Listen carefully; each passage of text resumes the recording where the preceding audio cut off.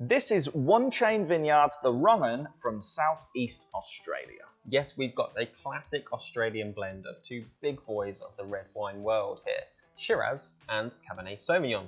Often seen separately from Australia, but also blended. This one is 55% Shiraz and 45% Cabernet Sauvignon.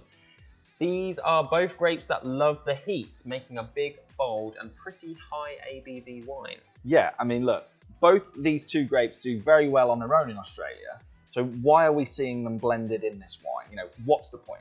Just like in cooking, blending grapes is like bringing together a different combination of flavours to make something tastier overall. Shiraz is full of red fruit flavours. It get almost savoury and smoky in the sun, as well as the common peppery spice flavour that people pick up on, which is very popular with red meat.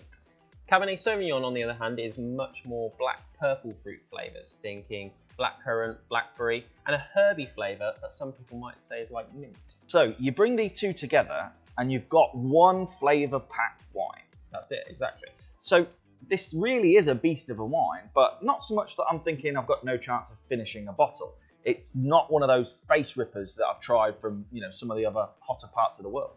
No, you're right. Big Australian Shirazes can be a bit like that.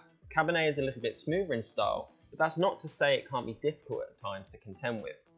Normally a bit of time in oak barrel is used to smooth out a wine's tannins. It's the tannins that create that gum clenching feeling in red wines.